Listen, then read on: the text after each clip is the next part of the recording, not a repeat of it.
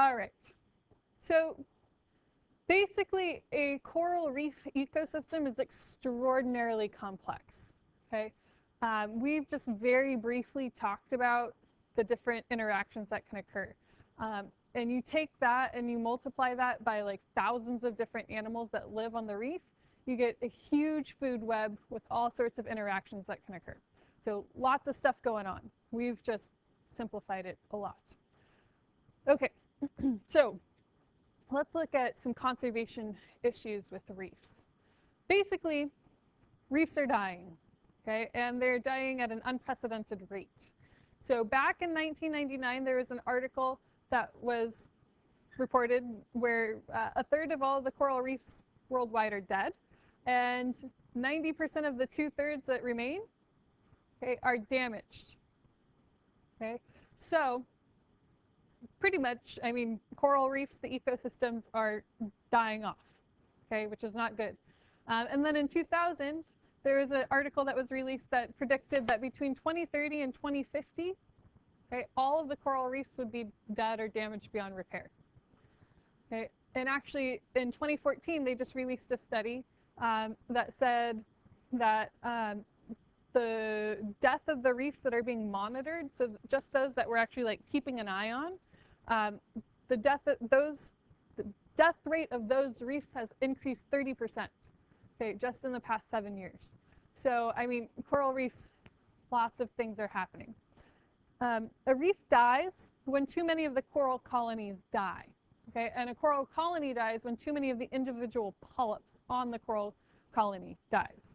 So, and that can happen for a variety of reasons, which we'll talk about. But basically, a reef dies when you get the coral colonies dying, and the colonies die when the individual polyps die. Yeah? Okay, so how do you actually get death of coral colonies in the reef? Storms can damage reefs. So with rising world temperatures, you get more storms and more powerful storms, and those storms can have huge waves that will break on the surface, like on the reef crest, and actually break the reefs apart if the storm is powerful enough.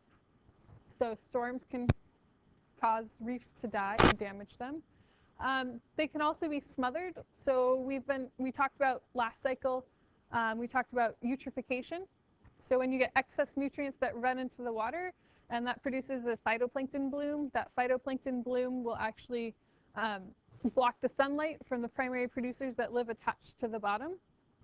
And when it blocks the sunlight, those primary producers die, and then the bacteria that decompose those use up the oxygen that's in the water and create this dead zone. You remember that?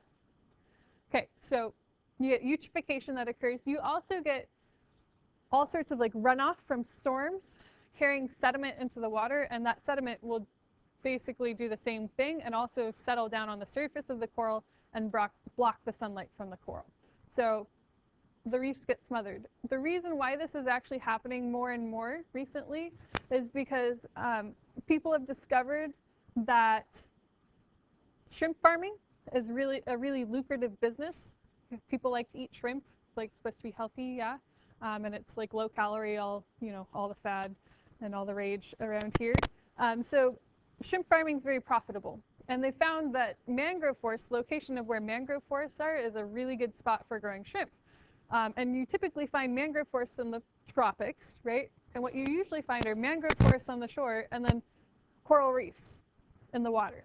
Okay, mangrove forests serve the same function as our salt marshes, right? Filter food source nursery sponge. So they help to filter any water that gets into the ocean.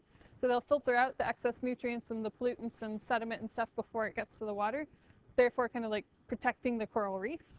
Well, these shrimp farmers have decided, hey, these mangrove forests are a great place to grow these shrimp. So they cut down the mangrove forests and build shrimp farms. Well, now you've lost the function of the mangrove forests, and so now you get all the sediment and nutrient runoff into the water, which is killing the coral reefs. And, I mean, mangroves themselves are super important ecosystems as well. So that's one of the reasons why these reefs are dying, okay? Water quality will also create stress. So as water temperatures increase, you get more and more bleaching of coral that will occur, and then they can't take up zooxanthellae, and then they die. Okay, corals actually can get sick. so they can get diseases. And the disease literally travels through the colony in this kind of like band that you can see. It's called like black band disease or yellow band disease, and it kills the coral colony. They get sick. And then predation. So we keep getting these big like explosions of the crown-of-thorn sea star population, and crown-of-thorn sea stars eat coral. And so as we get more and more of these crown-of-thorns, they eat more and more coral and kill coral reefs. Also, people are hunting on reefs for several different reasons, to get coral for like aquariums, and also to get fish and stuff like that for aquariums as well, because saltwater aquariums are really pretty to have in your house. The fish are beautiful, so there's an increased demand. The problem is that the method that many of these fishermen are using to capture these fish for the aquarium trade is really, really bad. So a couple of the ways they do this: number one, cyanide. So they take cyanide in bottles, and they will squirt the cyanide into the cracks and crevices on the reef where the fish are hiding. And what cyanide does is it actually blocks oxygen from the fish. So the fish comes out and it's like disoriented and dazed because it's not getting the oxygen that it needs. It's slow, it's easy to catch. The fishermen catch all of these fish and then sell them on the market. Okay, the fish recover a little bit, but actually they recover enough to like be sold. And then when you get them in your tank, they actually tend to die really fast because of the cyanide. And then the cyanide that they use on the reef kills the coral, right? Because it's poison. The other thing that they use is dynamite. Okay, so dynamite. They will drop a stick of dynamite into the water, explodes, shockwave stuns the fish, they scoop up the fish, but you've just dropped a stick of dynamite on a reef. Like, that explosion damages the reef. Okay, so we're not so smart sometimes. So those are some of the methods that they're using to capture these fish and stuff, which is just bad. Just bad. Okay, so why do we care about coral reefs? Why do we need to protect them? Well, one of the main reasons is it's a habitat for a lot of different animals. So it's a place for many unique species to live. They're not found anywhere else other than in coral reefs in the ocean.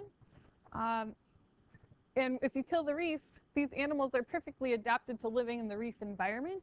So you take away the reef, they won't survive, because a brightly colored pink and orange striped fish is not going to survive well in the open ocean. It's like a beacon for predators saying, "Come eat me, please."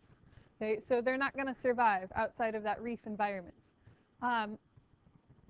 That's bad because we get a lot of commercial value from reefs in several ways. Number one, we harvest coral, okay, in order for like buildings and stuff. It's got limestone, so we can actually harvest some coral to get some limestone for concrete and stuff like that. Also live rock for aquariums. And then animals that live on the reef compete for space, like sponges compete for space. And sponges, when they compete for space, they release toxins or chemicals into the surrounding water that prevent cells from dividing and growing. Cancer is a bunch of cells dividing and growing too fast. So several of the sponge species that are found on coral reefs are being used for investigation for cancer cures, right? Because if you can stop the cancer cells from dividing, you beat cancer. Okay, so if you take away the reef, you take away these animals, and now potential cures for cancer and other kinds of drugs that could be helpful to people are gone as well. Okay, so coral reefs also help to provide protection for animals and for you. If your house is located on the shore, the coral reef actually helps to protect the shore from waves, because all the waves break on the reef rather than on the shoreline. And then that lagoon that is formed by the reef is shallow, so open ocean predators can't get in there. And so the animals that live there are protected from these big open ocean predators. So that's also a problem. Other commercial value that we get from reefs: you get all sorts of animals, like lobster. If you like to eat lobster, lobsters spend a lot of their life on a reef, okay, at some point. And then tourism. Lots of places get money from people coming to see their reefs. So like, you go to Australia, one of the things that you probably want to do is snorkel on the Great Barrier Reef, right? Or dive on the Great Barrier Reef. So that ecotourism is a big part of like the income in Australia. All right? Does that make sense? Okay.